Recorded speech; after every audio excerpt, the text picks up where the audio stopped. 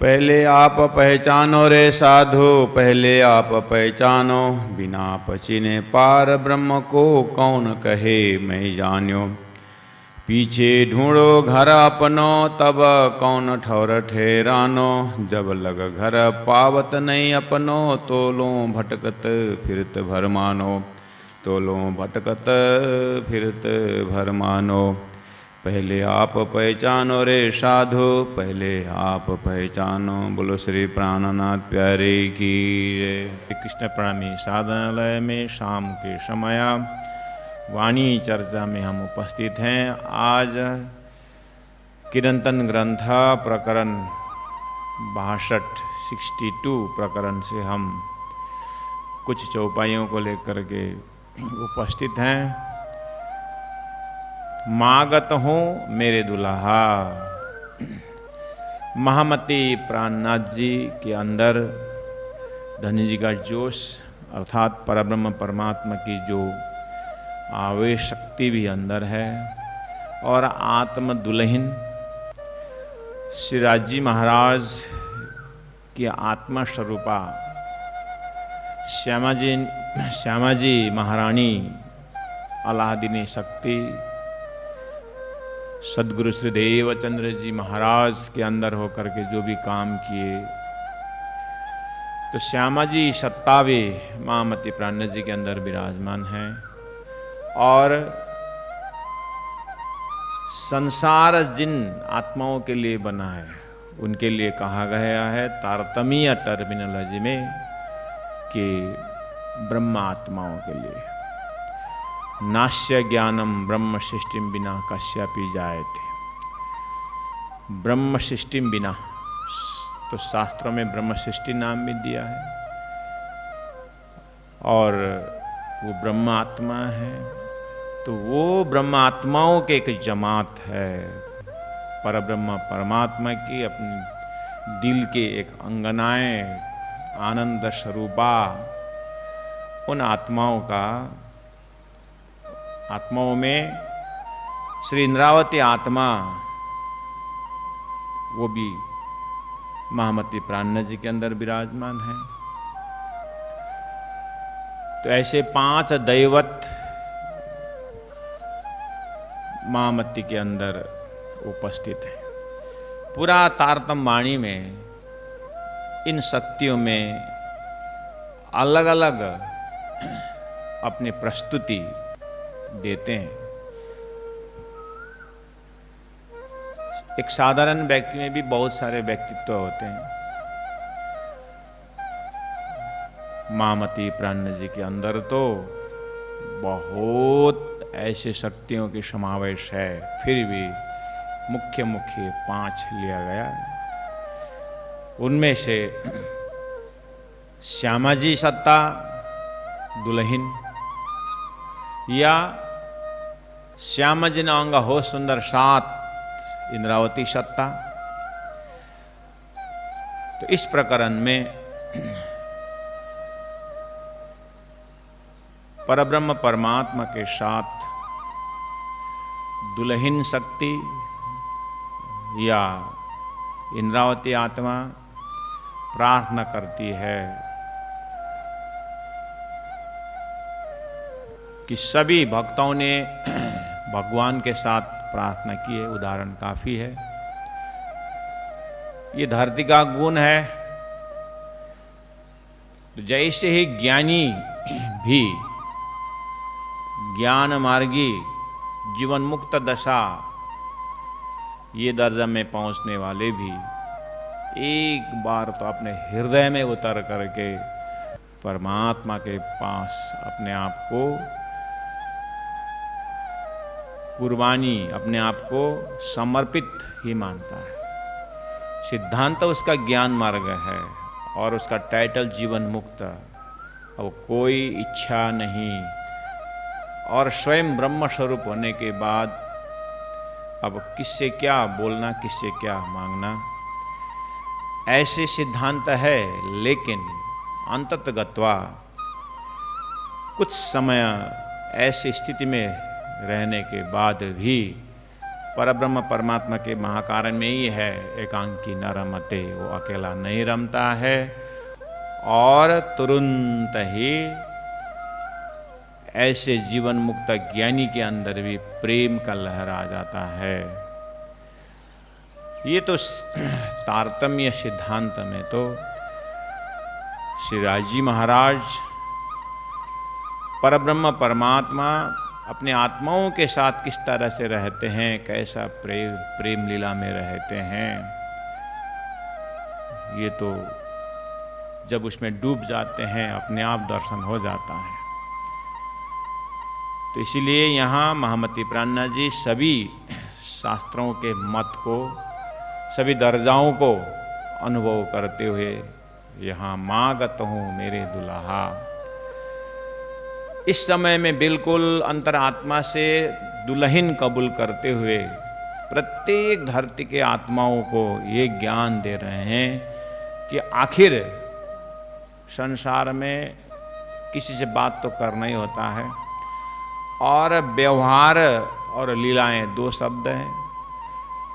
संसार व्यवहार चलाने के लिए भी धरती का गुण है, पदमुक्ता बाधे। इस संसार में आने के बाद कुछ न कुछ कमी महसूस होती है। जीव जो ईश्वर से बहुत समय से पुकार कर ही रहा है, तो अगर मांगना ही है परमात्मा से तो चलो ऐसे चीज मांगें कि हमें परमात्मा के ही पास पहुंचा दे। परमात्मा से दूर हो ऐसा से हम मत न मांगें।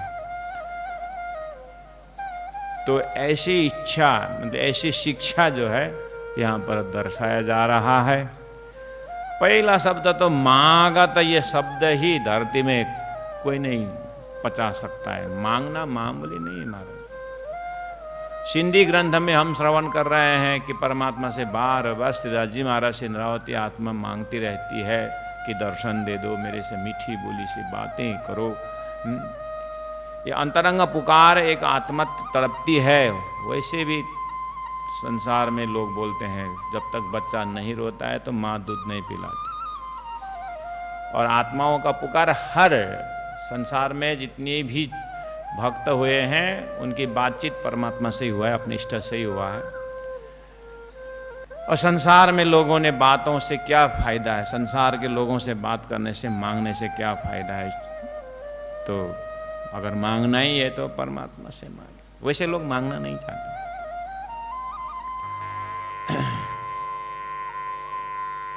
लोग अपने माँ बाप जो है अपने बच्चों को शिक्षा देते हैं, बेटा जीवन में दे करके खाना, मांग करके नहीं खाना। बोलते कि नहीं बोलते? मांगना मना है। मर जाओ मांगो नहीं। मरना अच्छा है, मांगने से अच्छा। मर जाओ मांगो नहीं है। और मत कोई मांगो भीख। मांगने से मरना भला, ये सतगुरु का सिख बोलते हैं। ये गुरु की शिक्षा है कि मांगो मत। और कोई भिखारी कोई मांगते हुए आता है तो उस ट्रेन में कहीं, तो हम क्या बोलते हैं? भागो यहाँ से, दूर चले जाओ। कमाना धमाना तो है नहीं, इतने बड़ा बड़ा हाथ पैर लेके घूम रहा है, मांग के खाता है। हम ही लोग बोलते हैं, बोलते हम चलो हमारे आश्रम में काम करो, हम काम देते हैं, कमा के खाओ। मांग के क्यों खाते हैं? हम ही लोग नहीं मांगते। और उधर भजन आता है फिर वही स्टेशन में, भिखारी सारी दुनिया दाता एक राम। भिखारी सारी दुनिया, वास्तव में सब भिखारी, शेर साहू बादशाह सब। इसीलिए तो सुंदर दृष्टांत दिया किसी राजा ने, किसी राजा ने बहुत दाता था लेकिन कभी सिर ऊंचा नहीं किया। जब देता था कभी सिर ऊपर नहीं किया। अपने नयनों को धरती में एकदम नीचे की ओर देखते हुए पूछा कि आप जिसको दे रहे हो एक बार उनको नजर से तो देखो। तो राजा दाता बोलता है ना, मुझे बहुत शर्म आती, देने वाला कौन है और यश हमारे ऊपर आ रहा है, इससे ज़्यादा शर्मिंदा तो क्या हो सकता है। और देने वाला का ऐसा, जब भगवान श्री परमात्मा श्री कृष्ण जब प्रकट हो गए तो ब्रजमंडल में कोई माँ भिखारी तो था नहीं, सब दाता ही दाता थे, लेने वाले कोई नहीं थे, ऐसे हम सुनते हैं। और संन्यास धर्म में फिर मांग के ही खाने का लिखा है। बस इतना ही कि 5 घर जाना है, उससे ज़्यादा नहीं जाना, और करपात्री होकर के जाना है, कोई एक्स्ट्रा बर्तन लेके नहीं जाना। और ये मांगने वाली जो बात है ना, ठीक है, पिता पुत्र को शिक्षा देना पड़ेगा, सक्रिय बनाना पड़ेगा, मांग के नहीं खाना है, अच्छी बात है। लेकिन अध्यात्म गुरु जो है ना, ये शिष्य को भाई मांग के खाना पड़ेगा, बोलते हैं। प्रवृत्ति मार्ग में मांगना मना है, और निवृत्ति मार्ग में मांग के खाने को धर्म माना है। मांगने से ना मजे की बात है, मांगने से क्या होता है, अहंकार नहीं आता। देने में बहुत अच्छा धर्म है, लेकिन देते समय अगर अहंकार आ गया तो गया। इसलिए देना बहुत कठिन है, उससे भी कठिन मांगना है। मांगने में अहंकार खत्म हो जाता है। हाँ, ये बहुत बढ़िया धर्म है दुनिया के हिसाब से भी। अब तुम दुल्हा मैं दुल्हन और न जानो बात, ऐसा संबंध धनी के साथ स्थापित होने के बाद ये दुल्हन किससे मांगेगी? दुल्हा से तो मांगे। तो देखो यहाँ शब्द कैसे आया, मांगा तो हूँ मेरे दुल्हा, दूसरों से थोड़ी नहीं मांग रहा हूँ मैं, अपने दुल्हा से मांग रहा हूँ। अपने पति से मांगने में क्या करके पति बता कितना अधिकार से बोलती है ना। मैं अर्ज करूं दुल्हन, मैं दुल्हन आपसे मांग रही हूं। इसका मतलब परमात्मा से किसी से भी मांगने से पहले संबंध बनाना पड़ेगा। और आप संसार में भी तो किसे मांगते हो? वो अजनबी जो आया रास्ता में, ऐसी थोड़ी नहीं भाई मुझे 5,000 रुपये दे करके पैसे ही मांगना तो भी तो बहुत लंबा संबंध हो तभी मांग सकते, और ज़्यादा गहरा संबंध हो तो भी मांग नहीं सकते हैं। बेचारा सुदामा मांगने गया था, मांग नहीं सका बेचारा, और जो लाया था वो दे भी नहीं सका। लेकिन सामने वाला कितने समझदार थे, वो तो सुदामा का भाग्य है कि उसको अंतर बाहर पहचान ले, इसलिए काम बन गया। तो ज़्यादा घनिष्ठ होने पर भी मांग नहीं सकते, और अजनबी से भी मांग नहीं सकते। बहुत अद्भुत शब्द है मांगना शब्द है। तो सामने वाले से पहले संबंध बनाना पड़ेगा। संबंध का दर्जा है भाव में, दास भाव, सखा भाव, वात्सल्य भाव। भाव अनुसार को तो मांगेगा। जब दास है, अपने आप को भगवान का दास मान रखा है, तो मालिक से मांगेगा। ऐसे ही संबंध का पराकाष्ठा में एक बार दुल्हन स्वीकार कर लिया अपने आप को, तो फिर दुल्हा से मांगना अधिकार की बात होती है। लेकिन ऐसे ही दुल्हन नहीं बन सकती। सिंदूर लगा लिया, शादी करने में तो डर लगता है रे, और शादी के बाद की घटनाओं में डर लगती है। और बाजार से सिंदूर खरीद लिए, मंगलसूत्र खरीद लिए, और बढ़िया सा 5 फुट के आईना में खड़े होकर के मेकअप किए सारा, और 1 किलोमीटर का क्या इतना लंबा मंगलसूत्र नहीं, पोते क्या है इतना, कांच से लेकर के कमर तक होता है ना यार। हाँ, वो डाल करके सिंदूर लगा के अब फट फट फट फट, इसकी शादी कब हो गई पता ही नहीं चला। करके लोग बोलते हैं, तो वो जो मेकअप करके, जो डिजाइनिंग करके, जो शादी का बहाना करके जाए, वो चलते ही पता चलता है। हाँ, उसका स्टेप्स में ही पता चल जाता है। शादीशुदा और एक्टिंग थोड़ी चलेगा महाराज। ऐसे करने से दुल्हन हो गया? हाँ? ऐसे ही राज्य या परमात्मा के साथ भी अपने आप को संबंध खड़ा करना इतना आसान नहीं है।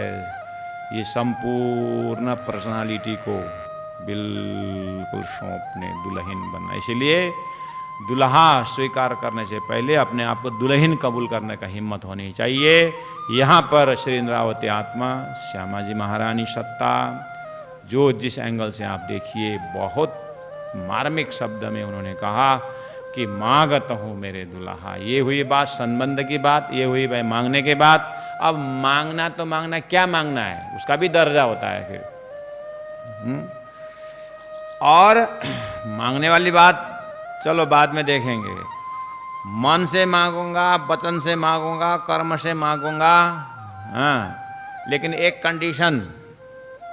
आपको अपने बच्चे कैसे मांगते हैं? मम्मी मैं एक चीज़ मांग रहा हूँ, आप ना नहीं बोलना।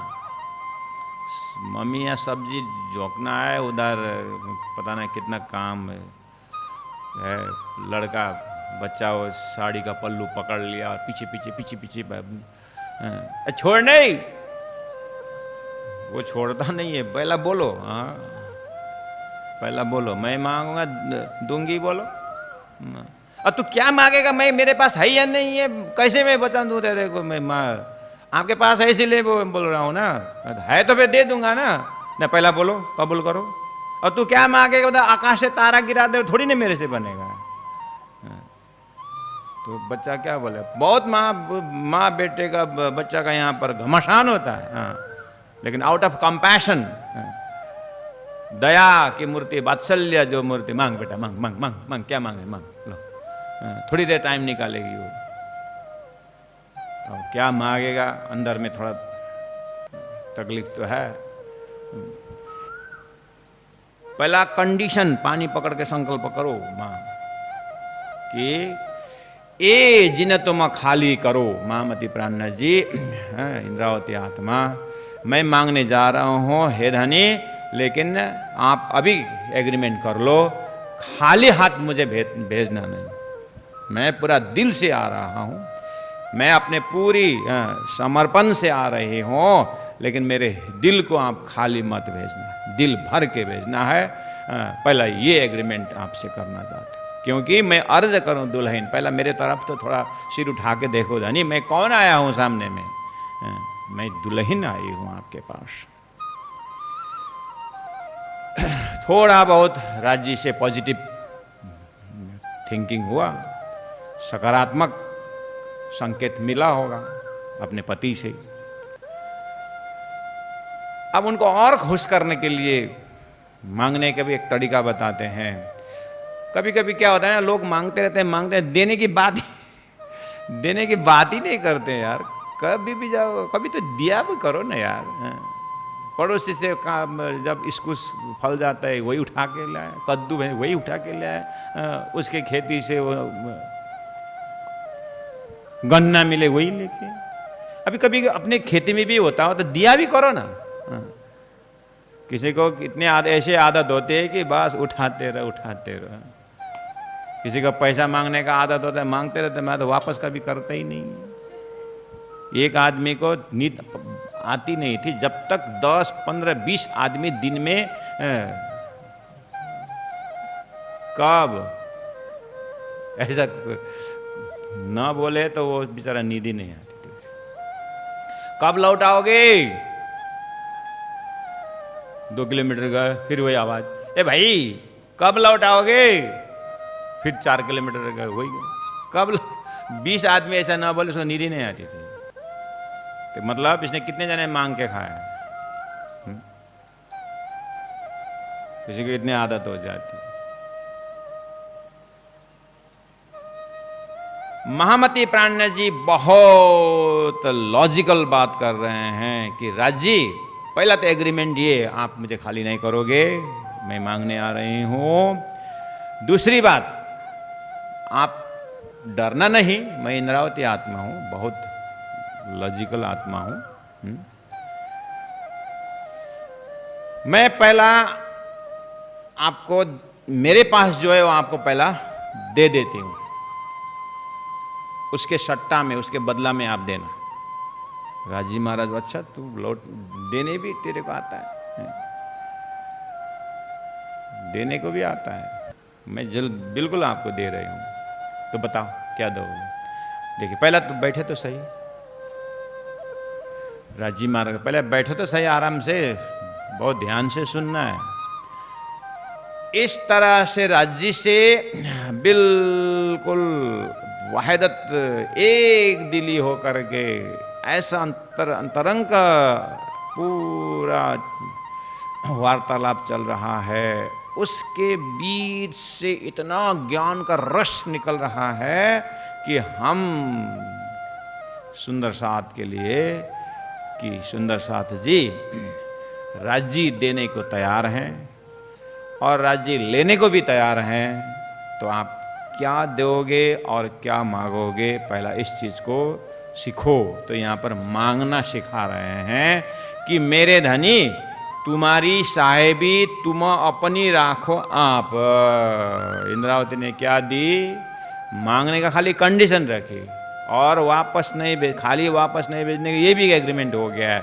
और उसके बाद आप दे दो मैं दूंगी, ऐसा नहीं बोली, पहला मैं दे रही हूँ आपको। क्या दे रही हूँ, आपने अभी तक जो भी मुझे साहेबी दिए, जो बड़पन दिए हैं, आपने जो इज्जत और जो सम्मान आपने दे रखे हैं, ये सब आप वापस ले लो। मेरे धनी तुम्हारी साहेबी तुम अपनी राखो आप। इंद्रावती को तो राज्य ने साहेबी दी थी इसलिए वापस कर, अपन को तो कुछ नहीं दिया तो क्या देना, ऐसा नहीं लगता। भिखारी भिखारी भिखारी, अरे भिखारी भी दान देता है, पता है।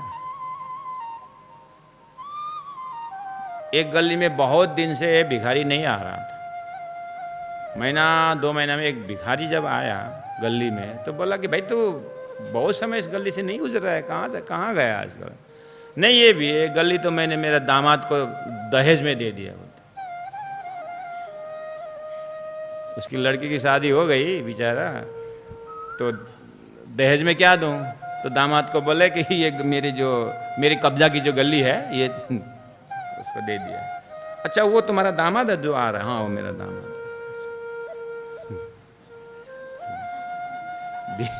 भिखारी भी गली दान देता है भाई, है? कितना कितना आनंद है इन लोगों का। जोक्स में भी बहुत ज्ञानवर्धक जोक्स होता है।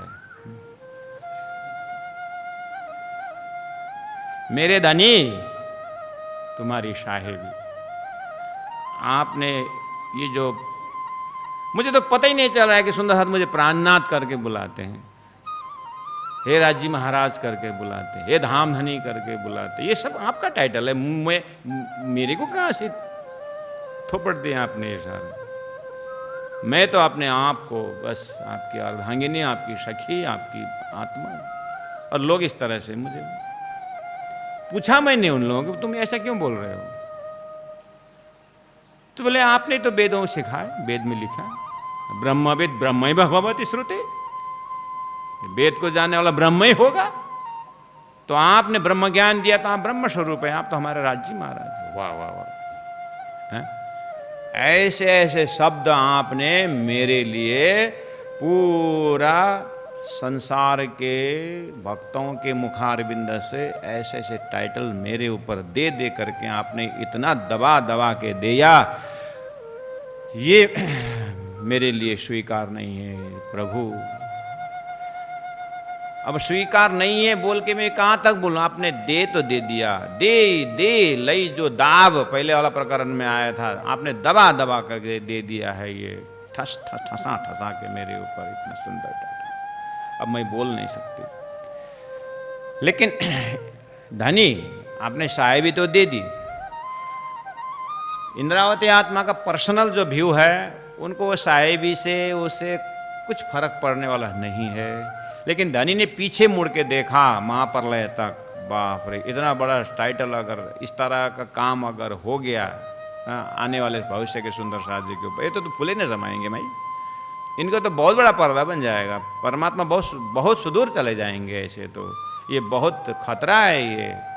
इसलिए सभी की ओर से अभी प्रार्थना करने लगे महामती प्राणनाथ जी, हे सुंदर साथ जी, हाँ, बाल वृद्धा नरा नारी, जो इलम लिया मेरा बुझ, सो साहेब कर पूज्य अरस का यही गुज। ये अरस का गुह्य है कि जो मेरा काम करेगा वो धनी ने इस तरह से आशीर्वाद दे रखा है। तो भविष्य में राज्य का काम करने वाले सभी को साहेब का टाइटल आता जाएगा। तो बस अब बचोगे कैसे भविष्य आने वाले सुंदर साथ को? तो अब आप लोग राज्य का काम करने निकल गए, करवाते ही धनी आपका पात्रता आया तो राज्य किससे करवाएं बेचारा? राज्य भी तो हेल्पलेस है, आप ही लोगों से, हम ही लोगों से करवाते हैं। तो बचने का उपाय क्या है? बचने का उपाय यही है, अगर धनी ने ऐसा सुंदर टाइटल दिया और हमें सम्मान मिला समाज में और सेवा कार्य के ऊपर हमें ऐसा सम्मान और बड़पन अगर मिल रहा है, तो बचने का उपाय भी धनी ने बताया कि उसको तुझको तेरा अर्पण परमात्मा को ही सौंपें, तब ये लीला बन जाता है। ये इसका सांकेतिक जो है उपदेश देते हुए आगे कहते हैं कि साहेबी तो आपने दे दी, लेकिन ये आप अपने राखो, लेकिन मुझे प्यास है ईशक का। ईशक दीजे मोहे अपनों में तासों करूं मिलाप। इसका मतलब बहुत बड़ा समस्या का समाधान।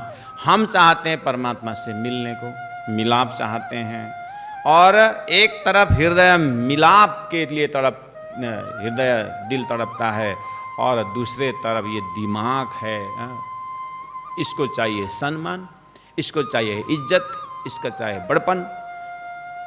दिमाग का खुराक वो है और दिल परमात्मा के लिए तड़पती है। यह हर भक्तों की समस्या है और हर सुंदर साथ की समस्या हो सकती है।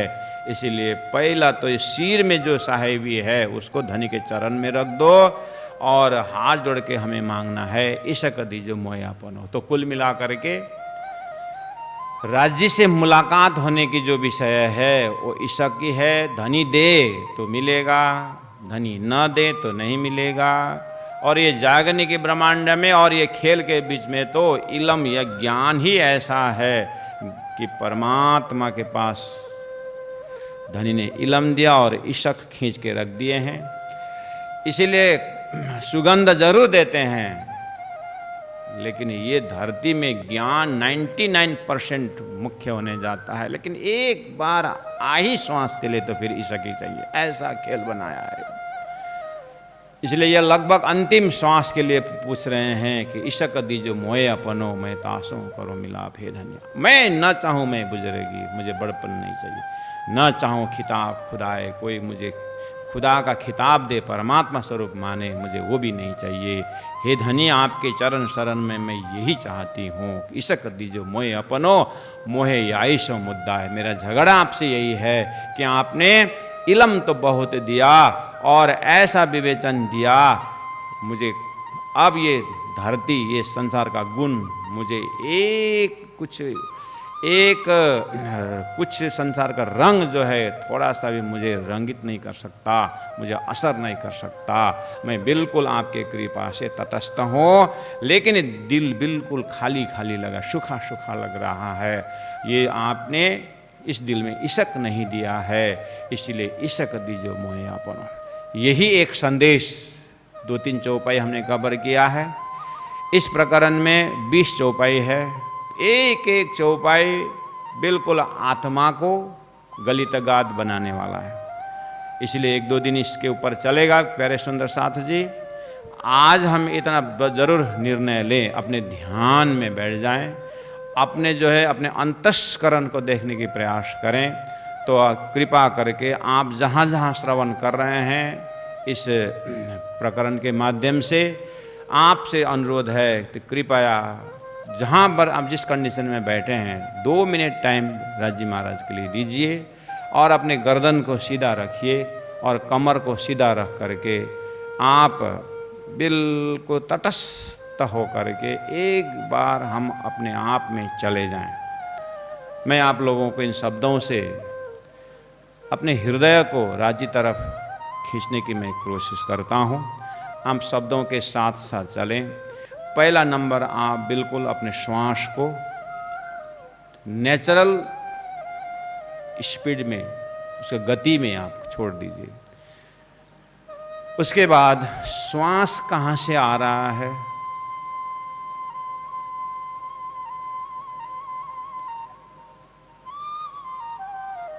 उसके बिल्कुल जड़ में जाइए, जहाँ पर फेफड़ा है। वहाँ एक धड़कन आवाज है।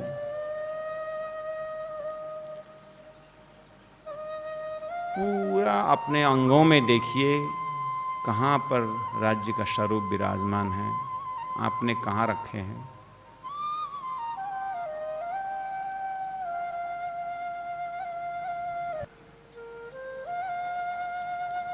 आरस तुम्हारा मेरा दिल है, तुम आए करो आराम करके आपने कहा था। इसका मतलब आपने राज्य को बुला चुके हैं, वो आ चुके हैं।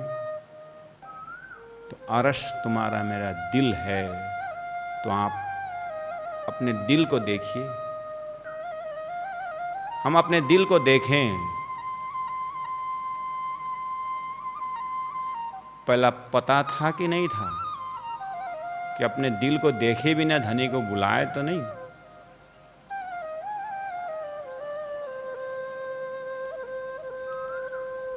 वो दिल ऐसा है जैसे कोई अन्न का, चाहे धान ले लो, चाहे गेहूं ले लो, चाहे चना ले लो, कोई बीज के अंदर एक स्प्राउटिंग पावर रहता है, जिसको अंकुर बोला जाता है। गेहूं का दाना, गेहूं का जो बीज है, उसको फर्टिलाइजर मिलने पर उसके पानी मिट्टी सब मिल गया।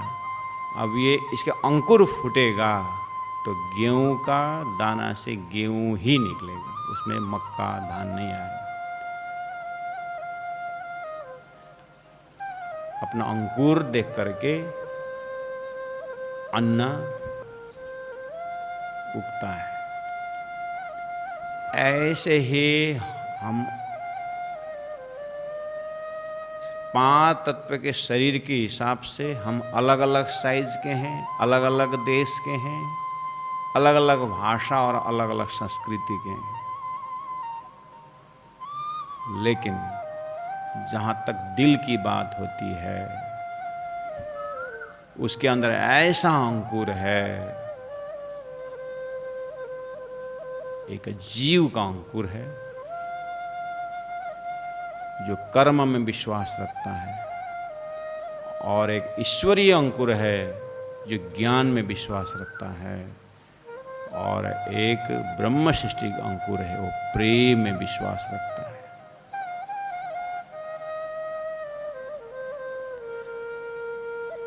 हमें ऐसा शिक्षा मिली है, ऐसी शिक्षा मिली है कि इश्क दीजो मोहे अपन। हमें ज्ञान के अंकुर से ऊपर प्रेम का अंकुर का दर्शन, अपने हृदय में इश्क को ढूंढे। हमारा दिल क्या चाहता है? प्रेम अर्थात इश्क, ये तो आत्मा का ही आवाज है।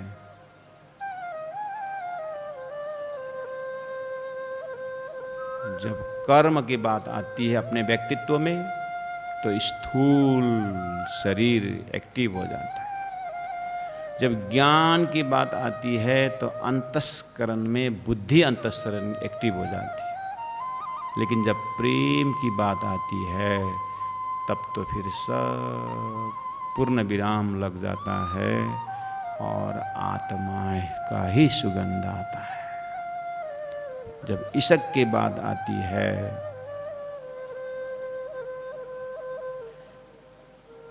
तो इश्क इश्क ही रहता है। वहाँ अपने ध्यान के विधि से, अपने चिंतन के विधि से ज्ञान में भी बेशक इलम से जब हम एक बार अपने दिल में प्रेम को बोले चाले पर कोई न पहचाने,